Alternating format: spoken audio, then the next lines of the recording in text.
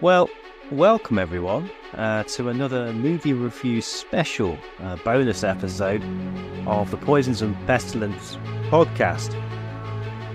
And in this episode, we are going to continue our trundle into zombie movies. Now, initially when I started doing film reviews, I had no intention on doing zombie movies. And then, as I looked more into the zombie genre, it became clear that very often somehow biological warfare is actually usually somehow involved in the kind of origin stories of zombies and those types. Basically, I've decided that they're in, and they're in now, and we're having zombies on the show. It's happened. Okay, so if you want to write me a missive, please feel encouraged to do so. Now today, I'm joined by Conor Browne, who's going to tell us about himself before letting us know, and you've seen the show title, you know what film we're doing, letting us know how he discovered this film and his relationship with it. So, Conor, welcome. Thank you very much, Brett. And once again, thank you very much for having me on. My name is Conor Browne. I have worked as a biological risk consultant for about the past 10 years. What that basically involves is advising everything from individuals to large corporations and organizations about the risks that pathogens can pose to not just health, but also operational matters in terms of business and in terms of economics. So I come at it from a slightly different angle. It's not just about human health, it's the impact fundamentally that pathogens have on society.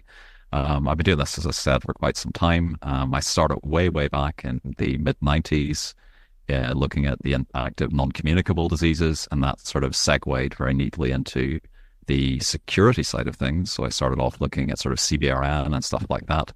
And then whenever the pandemic started in 2020, I've been looking almost exclusively at SARS-CoV-2 since then. So that's where I'm at. Now, what we're talking about today is absolutely my favorite film, which is the masterpiece, The Omega Man.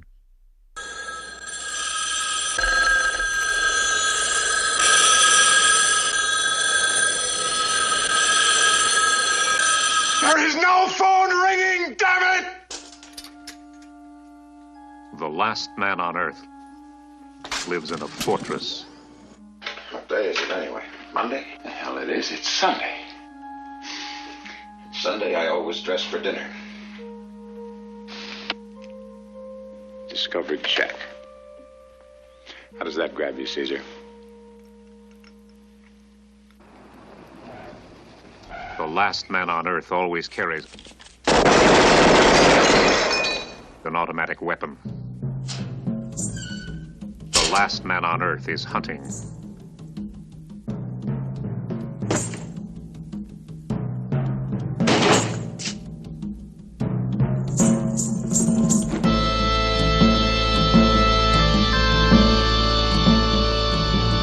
Because the last man on Earth is not alone.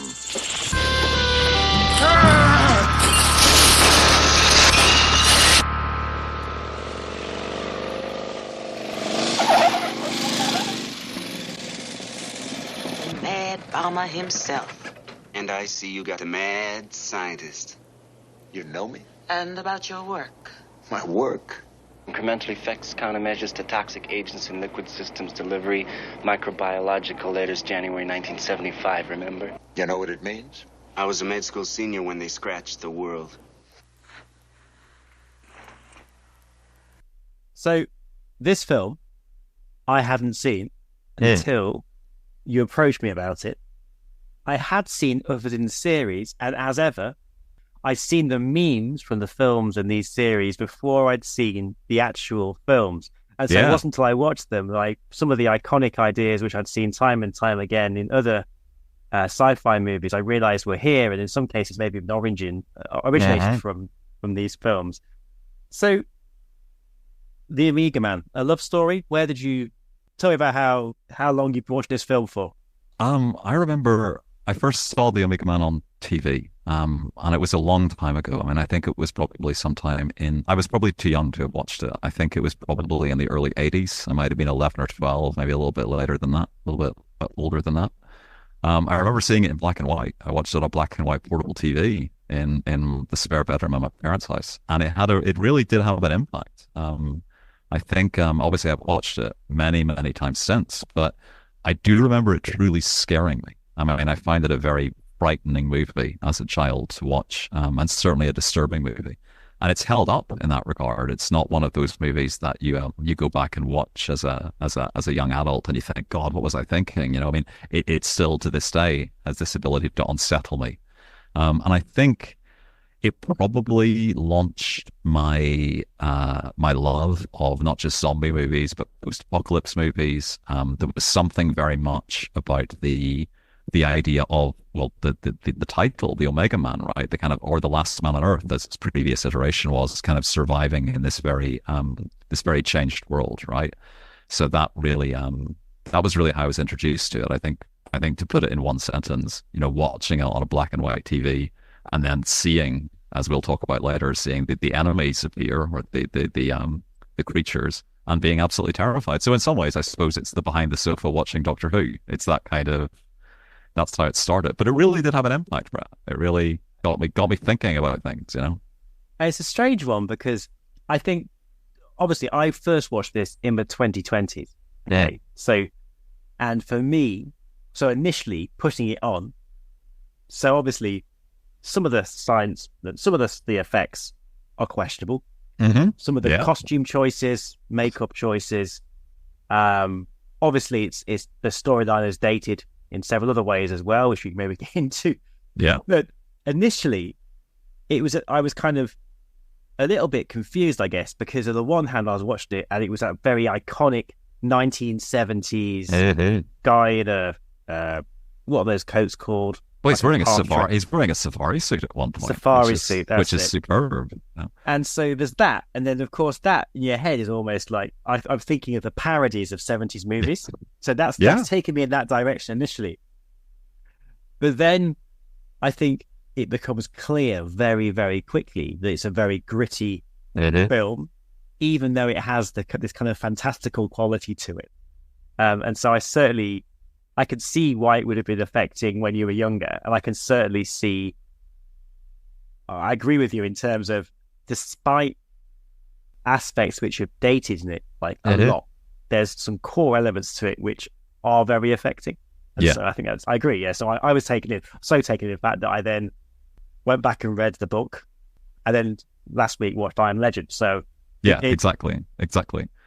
And we'll get into those other iterations in part 2. But first, let's just jump into it. So tell me, how do you want to start with? Talk about the plot, talk about the cinematics? So I think the first thing, sort of, you mentioned one thing, the idea about being kind of iconic. And it's iconic in a way that I think a lot of people don't realize how iconic it is, because so many kind of images that we see and we're used to in sort of modern day horror movies, and especially the zombie genre, came, I would argue, from the Omega Man. So if you think about the opening scene where you've got this wonderful 70s soundtrack of Charlton Heston driving through, but the key thing is that the absolutely empty Los Angeles, right? The idea of these completely deserted and completely empty streets.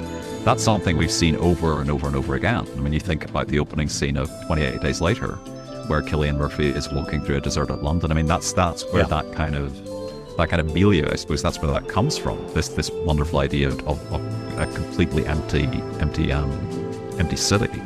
And of course, that's how the movie starts. So we're introduced to it in this very kind of, it starts really smooth. It's just kind of, I can hear the music, the very kind of smooth 70s vibe. And then suddenly, I think you realize that this is a very different type of movie, because Heston pulls out that wonderful Swedish submachine gun and sort of like blats away at a second story window. But you of course, you don't know what's behind it. You just see the shadowy movement. And I think there's something about the beginning of the movie that lends itself to you genuinely, I've used this word before, but you feel unsettled because you don't quite know what's going on. You know that there's something awful has happened to the world. You do get the impression from the start, obviously, that he's entirely by himself. So there's something about the build-up to this film before you actually really get a handle on what's going on that I think is something that really grabbed me. Right, that's the thing that I remember. Right, and I think, as I said, if you think about 28 Days Later, if you think about some of the shots you would see in Dawn of the Dead, Romero's Dawn of the Dead. If you think about some of the shots you see in The Walking Dead, they're all it's all coming from this idea of like an empty, eerie man by himself. Right. So that, I think, kind of sets the tone. And then, of course, I mean, obviously, there's going to be lots of spoilers because we're going to kind of explain what's going on here. But I mean, to be fair, they haven't got round to watching it. Yeah, fair. At this point. I mean, exactly. And everyone has seen Treehouse of Horror from The Simpsons, which kind of gives away the plot as well from it. And if they haven't, just pause us now. Go Exactly. onto YouTube. Yeah, you can get it for exactly. a couple of quid. Come back. Come back and see us. 100%. Exactly. So we find out very quickly that the hero played by Charlton Heston, Robert Neville, whose name has been kept from I Am Legend, the original novel by Richard Matheson, is presumably seems to be a government research scientist. So, whatever the equivalent in the 70s, we was working for something like USAMRIID or something like that. That's the impression that you get.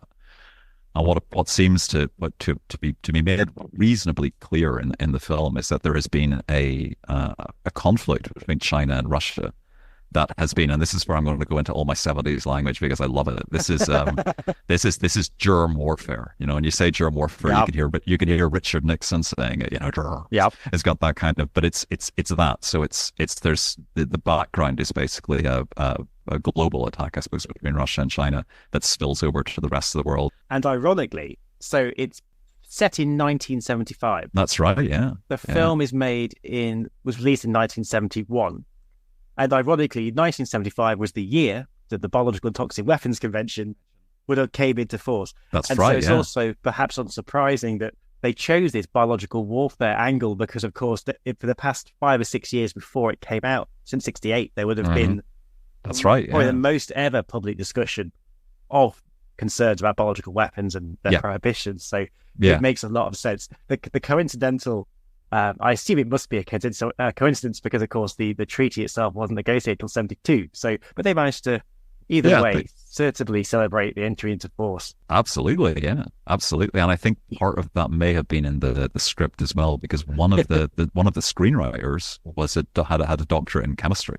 So Is that right? Yeah. One of them. I think it was a husband and wife team, and she had a doctorate in chemistry, which I think was one of the reasons that because if you look at the effects of the weapon, to me, whenever you see the sort of the effects on screen, it appears to be a combination between a chemical and a biological weapon. When you see people dying in the streets of asphyxiation, it's sort of much more feeling like a chemical attack. But then you realize it's actually a biological weapon that's happening. So, and of course, that's not specific to this film. As you've heard so far, is some of the ones we've talked about. Tragically for the film writers, the manifestation of these terrible things isn't necessarily on the timelines that they would want. No, it's not. As you say, they typically rely on things that they want something that's quick, dramatic, and has a massive effect. And so this is why face melting appears in The Rock. Absolutely, yeah.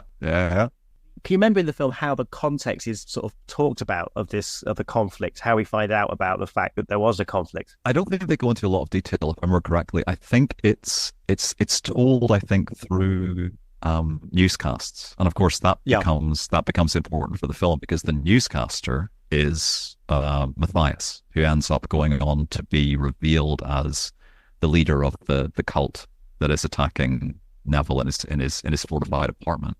So I think that's the narrative mechanism. It's this kind of Walter Cronkite type figure, I suppose, who's explaining, who then goes on to be effectively Charles Manson. I mean, this is his arc, right? That's the same storyline. So with the one on Saskia, Contagion, the character is a character that really annoyed me. Who was a journalist who kind of becomes this kind of open source. That's right. That's exactly yeah. It's Jude Law. Jude Law in Contagion plays that character. Exactly. So maybe you'd watched this before. Maybe this was what your base is. Because I found that character really annoying. But in hindsight, I now see maybe it was my naivety of the canon of sci-fi films. I should have expected the arc. I should have been there watching him going, "Oh, this is going to happen." Yeah, where's it going to go exactly? So and it's interesting, by the way. Just I know we're jumping around a bit, but when you mentioned the time period, right, with Biological and Toxic Weapons Convention, it's interesting that if you look at the previous film, which wasn't actually the previous film in the first iteration, which is Vincent Price's The Last Man on Earth, that was very much a natural outbreak. We switch you to the state capitol, where His Excellency, the Governor, is speaking from the Executive Mansion. Further, I have, in conjunction with the federal government, declared this state to be a disaster area. course, if we flip forward to I Am Legend, it's to do with genetic engineering of a virus. So you can see how the concerns have changed over the years. It's fantastic. So, so this reminds me of, I think it was Emma Thompson in the beginning of I Am Legend, where that's right, she's the scientist who's cured cancer. And That's she gives this yeah. wonderful explanation of how they've, I think the analogy of like, imagine, she says, of course, I love the English accent. Imagine as if a bad guy's driving a car, but then imagine the police were driving the car, and we've basically done that. So yes, so as we're here, so in the book, it's like a plague. It's a plague, and it's vector driven in the book. So in the book, it's bats, obviously, because you're looking at, you know, what are vampires effectively. It's bats and insects, I think, in the book. And then in the first iteration, so in The Last Man on Earth, I think mid 1960s that was made, I think it's a bacteria, but it's a natural outbreak, and it's airborne, because there's a wonderful line in the Last Man on Earth movie where they discuss whether it's airborne, and there's a lot of emphasis on wind, if you remember as well in the first one. I think then in the Omega Man, which is what we're talking about, it's obviously a bacteriological weapon, a biological weapon. And then by the time we get to I Am Legend, it's almost Julius' research of concern, where that's where you're looking at, right? And if anything, a few years ahead of its time, much like Contagion, though, because that was to say, that also was a very difficult watch, actually, because it was filmed before, obviously, the pandemic. Yeah, so it's interesting culturally, right? Because it's touching on the various concerns. And I think that's one of the interesting things about it. I mean, but with the actual effect of the pathogen itself in the Omega Man, it's interesting because you've got, as you say, it's what they have to do with screenwriters, or what screenwriters have to do, because you seem to have this mass population die off. We seem to die quite quickly. We know we see scenes of field hospitals where people have obviously died very quickly. But then as the big element of the plot is that we have a subsection of humanity that survives, but they survive with this kind of albinism. They have lesions on their skin that are reminiscent of cutaneous anthrax. I mean, that's kind of what it looks like. In the book, so this is stretching my memory now, but I've got Wikipedia up because I'm a dedicated researcher. So the vampires, when exposed to sunlight or getting oxygen into their bodies through wounding, that then made the bacteria, which caused the spread of the disease, to switch from being anaerobic symbionts to aerobic parasites. There you go. Rapidly consuming their host, which sounds like a very garbled version of the spore-active relationship in anthrax. So I think that's a very interesting parallel there. Absolutely. In this case, instantly liquefying, which is probably not entirely how it goes, but no. But I think they do, and again, aware we're kind of bouncing back and forth, but I think they do talk about the 1955 novel as effectively being the first modern vampire novel, because it's the first attempt to give almost like a disease model of vampirism. It also thought it through, because not only did the aerobic parasite version of the bacteria rapidly consume the host when in their kind of parasitic mode, they also produce resilient body glue that can seal or blunt narrow wounds, explaining how the vampires are bulletproof. Exactly, yeah. I often, when I hear these things, think to myself, did the idea for that come first, or did that emerge out of the various weaving aspects of the plot, and they were just like Legos sticking on? Yeah, exactly. You never can tell. No, you can't. Absolutely. And I think, as I said, going back to I Am Legend, I think the screenwriters needed a plot device where they could have a mass die-off. They could have a lot of people dead, but they then needed to have a few that would remain as the enemy, as the antagonists or whatever. So of course, sort of moving on with the plot, I mean, it's a fairly simple plot. It's the fact that Charlton Heston, being this scientist, I think he's a lieutenant colonel. I think it's something similar to Will Smith's character later on in I Am Legend. He has the prototype vaccine. I think he develops the only vaccine, and is in a helicopter crash. And just where you think he's dead or whatever, he injects himself and he manages to become immune to the pathogen, whereas no one else is. And that's where you kind of get the background. So he becomes the only person who's developed an immunity through a vaccine. Yes. Which puts him in the unfortunate position that he ends up being in. And MD an MD based in LA. So they were very lucky he wasn't a cosmetic surgeon. Very, very lucky. very He much could have, so. if he had just been like a cosmetic surgeon, as great as skilled as those people are, that may not have necessarily made for a very long film. It would have basically been he'd have died with excellent teeth, but would have and great bone structure, but he would have been dead along with humanity, and then there would have credits roll. Although he could have become one of the family and then helped them. That's with their true, looks. actually. I mean, we talked about this. Often PR is the issue that these groups face.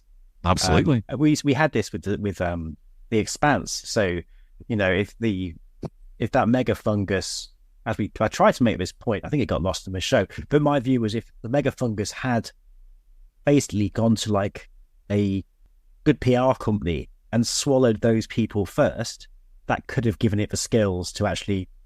That's a great Thank idea. you. Yeah. Thank you. So basically, the proto-molecule needed good PR. That's what it needed. That was the issue. Yeah. That was the main issue I saw. But yeah, hey, you live and learn. But yes, so albino mutants. The mutants, I would argue, visually, were probably the least convincing mutants I've ever seen.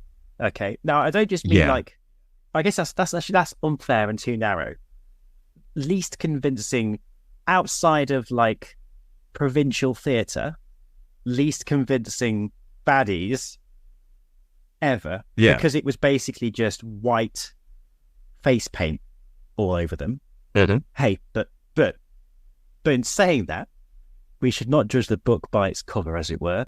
Agreed. Yeah. But intellectually, I found them as characters really, really interesting because of the Ludditism inherited them. That's right. And the harking back, I guess, to it had a feeling of the kind of Dark Ages, didn't it? This idea of being irrational. Exactly. So so what did you make of them? So yeah, that's what's interesting about them. So again, you have to kind of understand as you do, you have to understand the genesis of why they're like this. So in the original novel and in the first movie, they are effectively vampires. And I think a change was made that they wanted to, the people who made the Omega Man, the screenwriters wanted to make it more of these are still humans. They're mutants, but they're still humans. And I think that what they've tried to do is they've granted the makeup isn't particularly good. The sunglasses are brilliant. I mean, the sunglasses really kind of add to the very much the look. Now, again, not going back to the wardrobe department again, but again, as we're here, sunglasses are quite new. I mean, I know they appear in like the 19th century. Like, I know that because I saw another recent film where the bad guy was in like the Wild West and had sunglasses on, and everyone made fun of him because they were so new and weird. I forget the film, but what they were okay because the sunglasses they had as well, they were like quite nice 1970s. Yeah. So absolutely, yeah. I mean, they had plenty of choice. From their hatred of technology did not extend to polarized lenses. Let's just put it that way. I mean, maybe we'd have to examine the canon. There may have been a workaround somewhere in their books. We don't know. Who are we to judge? There could be.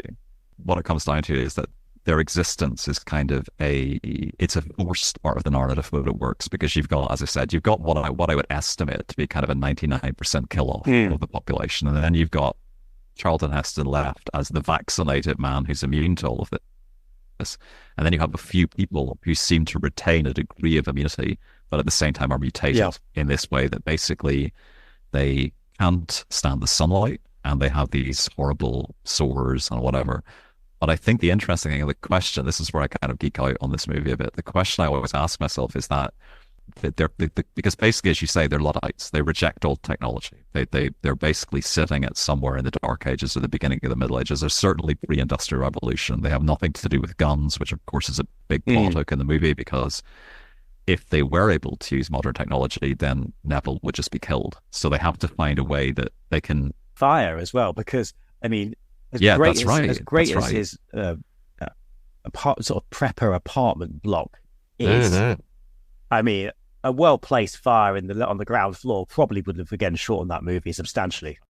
Absolutely, and I think that's something. I mean, I think at some point Matthias is like, he must be purged with fire, brother, which is one of my favorite lines in the movie. But But I think that their existence is kind of what interests me is the cult, because they are a cult, right? They're then the reason they're called the family, right? What's also great is, well, the cult puts this idea that it's a cultural restriction. I'll get very social science here, but the cult is a cultural restriction based on their decisions to reject technology. Whereas in the 1960s version of the film, Last Man on Earth, in that version, it's almost as if the disease has reduced their capabilities intellectually, so they are just subject. They're just lesser humans now. In this, they are precisely this kind of post-human idea instead, or transcendent human, or whatever. So exactly. So that's kind of what I mean, and that's one of the things I like about the film, because it begs the question: did the pathogen do that to them, or did they become that way as a result of the effects of the pathogen? Well, that gets into some really interesting questions about the symbiotic relationship between, particularly beer and humans, but also a wide range of other. Absolutely, the effects of substances on groups. We didn't leave it into in the show. We did on spores, sadly, but we went on a very long tangent about psychedelic mushrooms and the potential unexpected effects of those on humans and all sorts of things. But we thought we'd save the listener too much of that. But anyway.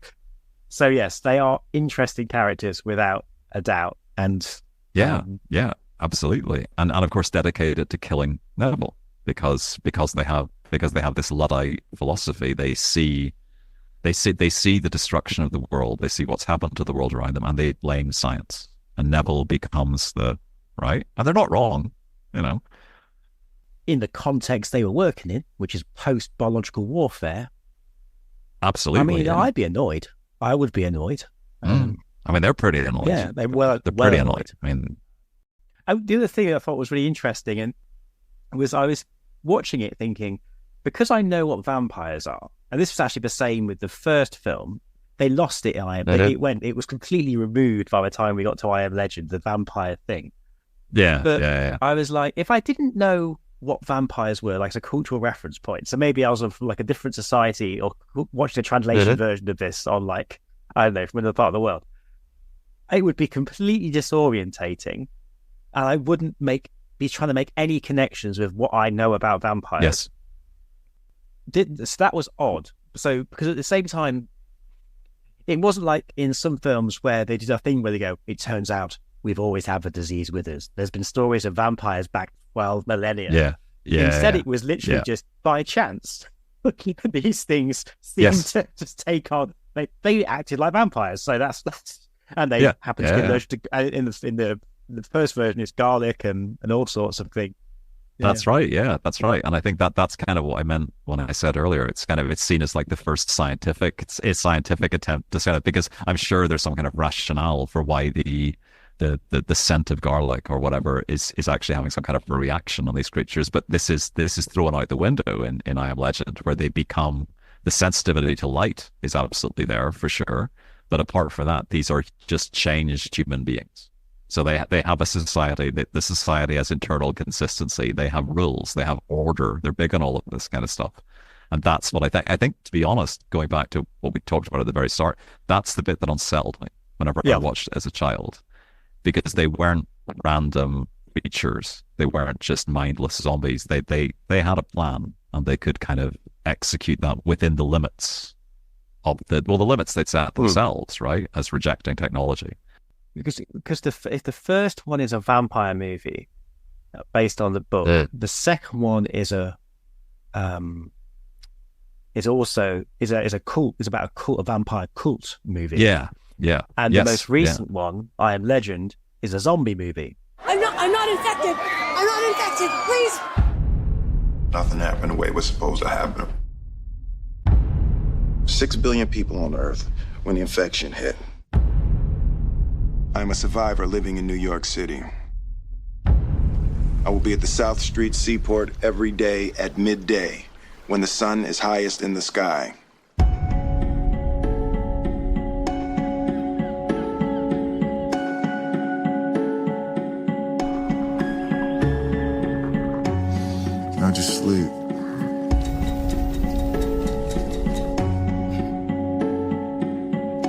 Eat your vegetables. Don't just push them around. Eat them. I'm not playing.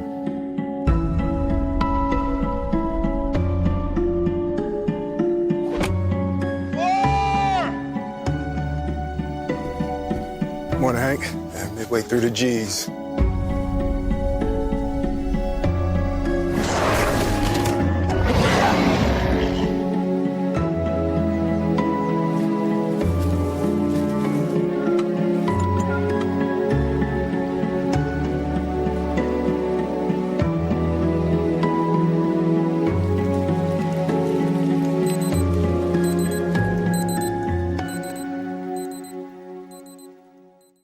What was interesting, though, speaking across them all, I guess, is we've talked about the explainer for why the zombies were there, the characterization of these creatures as well varied between them, as did how they could be beaten, and in particular, that's right, the prospect of finding a cure for being for zombies, or at least making the survivors immune to. Yes.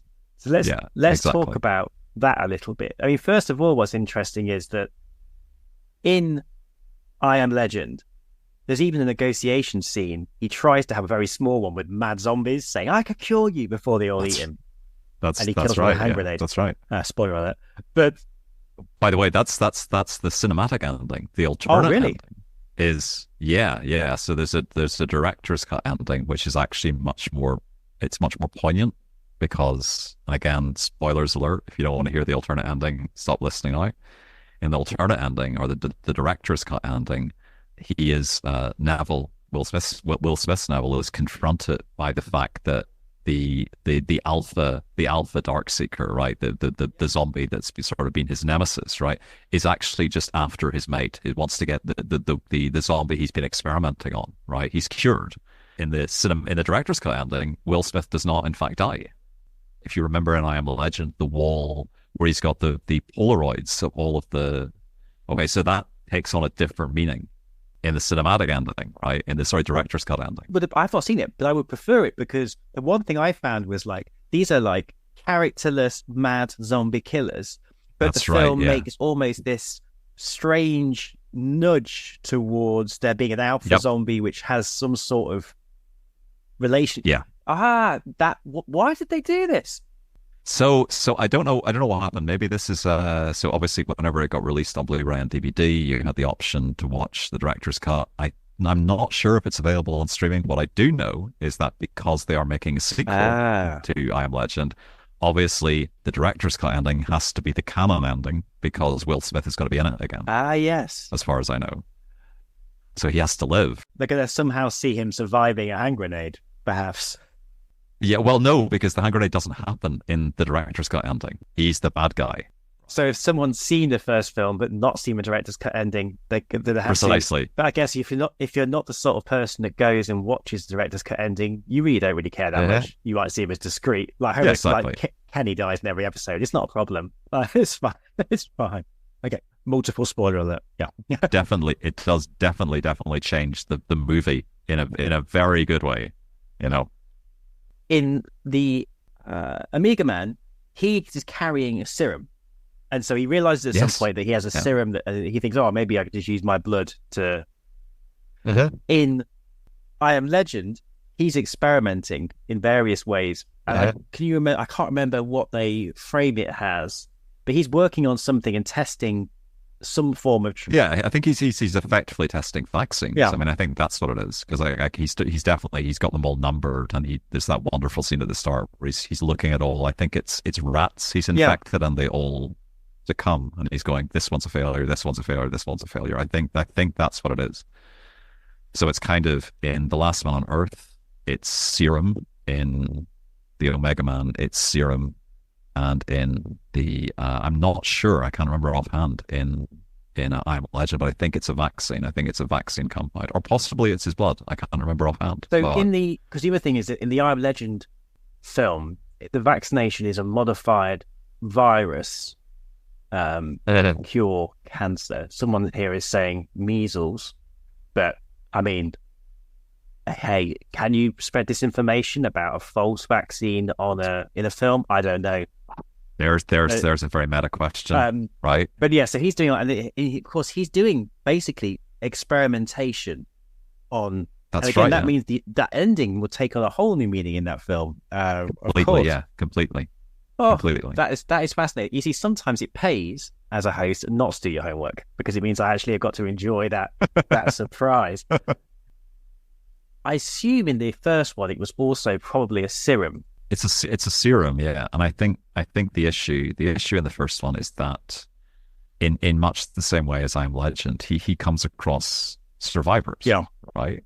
And of course, there's that moment in the first movie and in The Last Man on Earth where he comes across who he thinks to be the lone survivor, who he then finds out is not in fact naturally immune, but is treating herself through some combination of treatments that's enabling her to temporarily not succumb to the bacillus or the bacilli or whatever it is.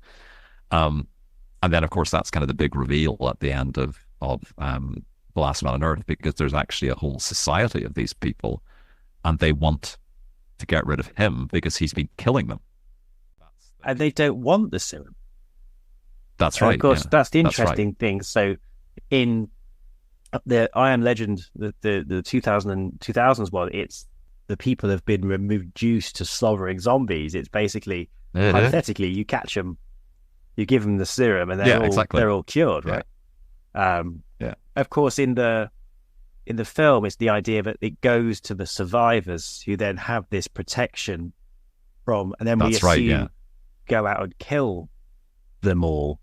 Yeah, I mean, well, this is the key thing in I Am Legend, right? Because whenever Neville discovers the serum, the people that he wants to cure are the other group of survivors that he's found. But of course, these people, including, what is her name? Lisa, the woman that he meets, right? Her group, Lisa and Dutch, and the kids, right? But of course, what you find out slightly later on in the film is that they all are infected as well, and they're all going to turn and become these albino type creatures, and presumably through some either biological or social mechanism will end up inevitably joining the cult of the family, right? So this is kind of the arc. So the dilemma that Charlton Heston has is that he's got the serum, but he only wants to cure the survivors. He wants nothing to do with curing the family, the actual cult members, even though he could. And the argument in the movie is the kid wants him to cure everyone, right? So this is kind of the dilemma, right? In The Last Man on Earth, in the first one, he doesn't really get to make that choice because, again, he only wants to save the woman that he's met, and then he realizes that nobody else actually wants saving, and they end up killing him. Yeah. So that's kind of the first one. And then in the second one, in the third one, in I Am Legend, depending on the ending, what happens with that cure? The answer is very little, really. It doesn't really go anywhere in I Am Legend. But the key thing in the Omega Man is that what he's trying to do is stopped by a disagreement as to who should get the treatment and who shouldn't. Nice. That's the key of it, right? But of course, the thing that you have to mention when you're talking about I Am Legend, and this is if you go back to the novel and you look at the first film, the theme of it is that the last man on Earth has essentially been supplanted by the people or the monsters or the creatures that have remained. So whilst he kind of thinks that the title character thinks he's very much the sort of the last of civilization. In fact, civilization has moved on without him in another way. And that's kind of the theme, right, of these first two. But in I Am Legend, it's very much, no, we just have to wipe these people out. We've got to get rid of these mutants and just gun them all down in true Charlton Heston fashion, right? But of course, the ending scene that everyone remembers is that rather than Charlton Heston's character, as in the first two iterations, the book and the movie, being this kind of remnant of a bygone age, he somehow becomes Jesus, effectively. And that's which by the way, Charlton Heston maintained whenever the movie was made, that the death scene where he's actually lying. Spear, isn't it? I mean, like. Yeah, that's right. He maintains that wasn't in the original script, that just kind of happened, right? But it's twisted in kind of arguably, I think, a good way. It's moved that his blood becomes the life. Yeah. Right, his blood becomes the cure. So there's this very kind of it's not even subtle. I mean, it's a very, very obvious religious overtone at the start, at the end of it, you know. So because of what's happened in the zombie films, 'cause I haven't watched these zombie films really. I've watched a few, but I'm still holding Saskia responsible for this, and various other people who've had guests on the show, and we've talked about different things as well, was that I went back and watched Shaun of the Dead as well recently. And I think what was interesting, so in Shaun of the Dead, in the credits, it comes on, and basically they've learned how to live with the zombies as kind of free labor. That's right. That's right. Yeah. In I Am Legend, of course, that would have been one of the directions it could have gone in. Yeah. Absolutely. Yeah. Actually, no, and that one they couldn't, because they would have cured them. They could have cured all the zombies, or but whereas in World War Z, I think it's a case of where they basically become immune, and so again they wouldn't have to kill them all. That's right. Yeah. Yeah. But yeah, so there's some really interesting questions there, and that's this sort of transhuman. Because in one respect, it's the stories of the end of humanity. But it seems to be actually the story, particularly in the Omega Man, it's a story of a divergence in humanity, isn't it? Yeah, with the Omega Man, it's a divergence, because you don't quite know what's happening. It ends on this kind of hopeful note where you've got the survivors are off with, you know, the blood of Charlton Heston, which will grant them immunity, but you also have the family left alive. So you've got these two kind of like, as you say, a kind of a splitting or whatever. But I think in the earlier iterations, it's very much that the hero is not actually the hero at all. The hero is kind of this last mass murderer who's going around killing all of these people that he perceives to be monsters, but in fact aren't monsters at all. They're the beginning of a new civilization. Is that more for you become who you fight type analogy, isn't it? You become I think so. Yeah, I think so. I mean, I think there's a great scene in the first one where I can't remember the name of the character, but the survivor that he finds, the woman says to Vincent Price, you know, some of those people you killed were us. Yeah. So whenever you see Vincent Price merrily staking people in these wonderful sort of montages, it's like you're killing my friend, you know, and this is kind of the thing of it. One thing, by the way, just slightly off topic, but I would say about the first one, what I liked about the first one was obviously it was filmed outside Rome. It wasn't filmed in the United States. Yes. And there's something about that very odd environment that again is slightly unsettling. Not to mention the constant burning pit of bodies that Vincent Price seems to just drive up to and always feed. And the gas mask, of course, is a very iconic scene in that. Absolutely, absolutely. It was 1960s. They didn't have the. I've got the model, but it didn't have the respirator box with it, so I assume it must have been one of them. Well, that would be one for maybe CBR and Steve could maybe, give you. Maybe I don't know I'll get emails. If anyone could identify the mask that appears in the 1960s, 61 Last Man on Earth. But yeah, I mean, so overall then, I started by thinking I'd watched the Omega Man for what it was, and I enjoyed it for what it was. And I think, like all good stories, I don't know. I mean, like, I guess this is a legal question because of the fact, are these things based on the novel or not? But they are incredibly divergent. And not only that, particularly with the most recent one, it seems that had it stayed with the director's cut, there would have been greater similarity with the earlier films in terms of it pointing towards the hero becoming this kind of potentially the monster in a sense of it itself. Yeah. Yes. Exactly. Exactly. That is interesting. What's also interesting is I don't think the earlier two films were popular or recent enough for there to be throwback references seen in I Am Legend. So it wasn't like you were watching it going, oh, that's the homage to that, or you see like an elderly statesperson actor appearing as a cameo who appeared as a zombie boy number 3 in the first one. That wasn't the vibe at all. They were distinct. No, not at all. Not at all. Distinct things. Yeah, you didn't get the sense it was like the director had watched the originals and was trying to update them. They actually were very different genres, weren't they? I think you could have done a couple of Easter eggs, I think, in I Am Legend, because the house that Neville is boarded up in that's actually still in the Warner Brothers lot. Oh, really? Oh, so yeah. The original set, the frontage of the house is still there. So You could have easily like panned that into a shot in I Am Legend just to see if anybody missed it. I also think, and double check me on this, but I think that in the Warner Brothers lot, the Neville's house is there, and then the fountain right in front of it is the famous fountain from the start of Friends, where they all the title sequence of Friends. Fantastic. So I'm looking to see the I Am Legend movie 2 release date, if we have one, 2025. I mean, looking at the trailer coming up, it's going to be interesting to see how. I'm not sure where they're going to go with it. I think we can probably predict. Maybe he goes on and has a daughter with the woman he meets in the film. Yeah, I guess that's right. Because of course they haven't got the dog anymore, because the dog comes to an unfortunate end in the.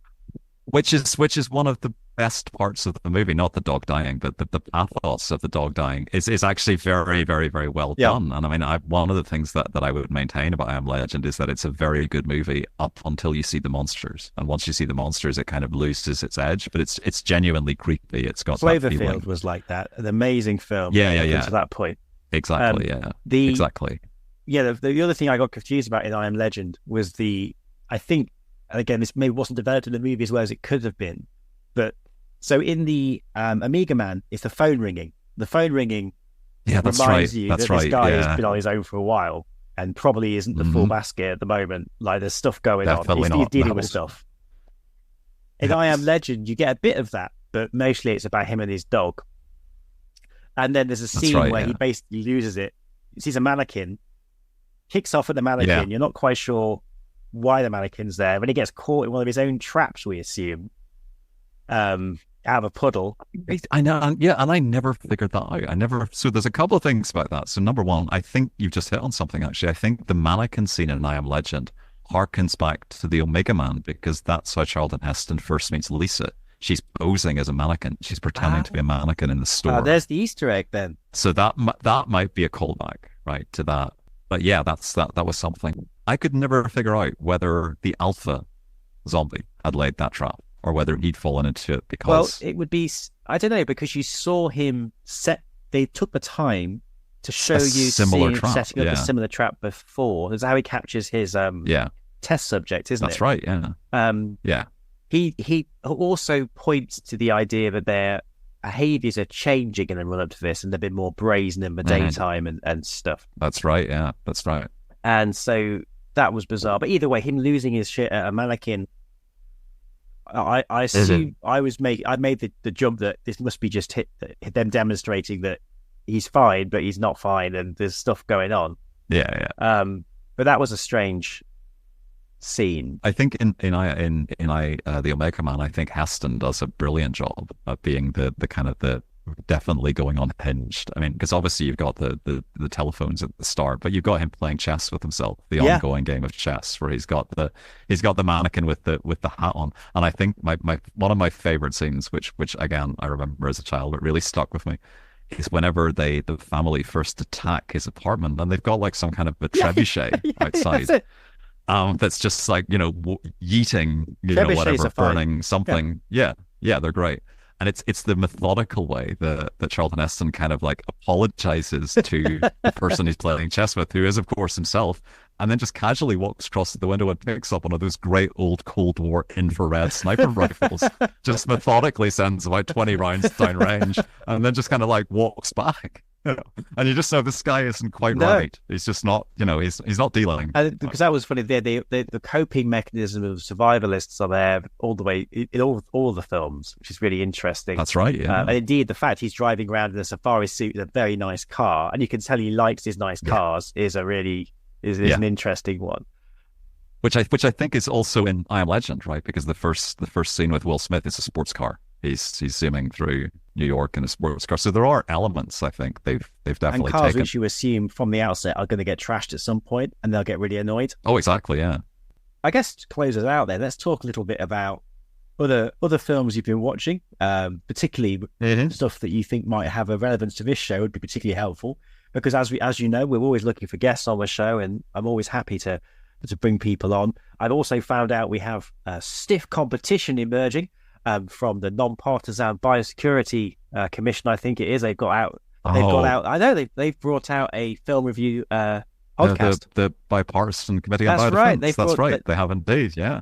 Hollywood podcast. Haven't listened yet. I'm not sure the episodes are out, but when it does, I will definitely listen. And I've already approached them to see if we can get Poisons and Pestilence on tour. There you go. But with that in mind, are there other films that you'd like to see either done review you've been watching or you'd like to see reviewed on the show? Yeah. So I think I want to say something controversial here. I think that 28 Weeks Later, the sequel, is a film that is very much worth looking at in its own right. I think it's a movie that very understandably sits in the shadow of 28 Days Later.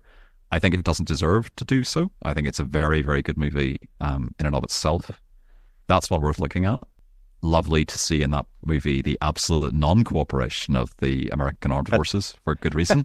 One of these movies where, you know, every helicopter is most definitely not a United States military helicopter. Again, understandably so. It's a good movie. It's one of my favorites, actually. I think it's one that's definitely worth talking about. Obviously, the same virus as 28 Days Later, which I think is interesting because what you've got is effectively some kind of accelerated rabies, which I think is a terrifying idea in terms of a virus to create like the fast zombies. Yeah. Right. But I think the sequel is definitely worth looking at. Also, probably on a more kind of serious and slightly more somber note. Station 11, the miniseries, is superb, and I think it's obviously based on the novel by Emily St. John Mandel. I think what's nice about Station 11 is that it's one of the first, obviously, as I said, a miniseries on a movie, but one of the first sort of pieces of cinema, I suppose, that paints a very different view of what the end of the world would look like after a pandemic, right? Yeah. Because it's much more optimistic. It's got a much more optimistic view of what will happen to humanity than I think something like I Am Legend would, for example. So those would be my two, and I'm immensely fond of both of them. Although, make no mistake, The Omega Man is the one that I will, without a doubt, always have. That's my number one. But those would be two I would recommend for sure. I mean, the one that I'm hopefully going to try and delve into is, so those listening to this show will know that if my understanding of chemical and biological weapons and technical aspects is sometimes questionable, then my understanding of movies is certainly not self-taught. I think it's fair to say. So I feel relatively comfortable doing some of the modern ones, but I know that there's likely to be movies, particularly from the late 1920s onwards, that deal with this stuff. And there'll be stuff that's also not in English. And so any caring soul out there with the appropriate knowledge of films and sci-fi, we may even stretch to doing books if we have to, who is out there, we will try and can suggest stuff that I'll never have heard of. That would also be fantastic if we could get some really out there older films. Absolutely, and particular films from India, China, and all sorts of places like that just aren't on my radar. Anything that people think of that would be good fun as well. I think particularly because, I mean, if I was completely bewildered by the vampire references in some of these films, which were written for a Western audience who knew, I can only imagine how disorientating I'll find non kind of European films, which hark back to stories and myths that I don't know anything about. So, and of course, another obvious one would be Train to Busan. I don't know if you've done that, but that's a fantastic take on the zombie genre. Which is one of, in my opinion, one of the best zombie movies in the past sort of 20 years. Really, really good South Korean movie. There we go. Well, fantastic. Well, Conor, it's been absolutely wonderful to speak to you today. I've had a fantastic time. Absolutely, yeah. And I'm very grateful that you've made the time to come on today. And I'm confident that our listeners would have got something out of that. As usual, questions, omissions, rants, polemics, missives, send them our way. We've done our best, I think, to grapple with quite a big canon, as it were. And who knows, in future, maybe even one of these films may, particularly if we've angered someone, merit a revisit. But thank you so much, and I look forward to seeing you again very soon. My pleasure, Browne.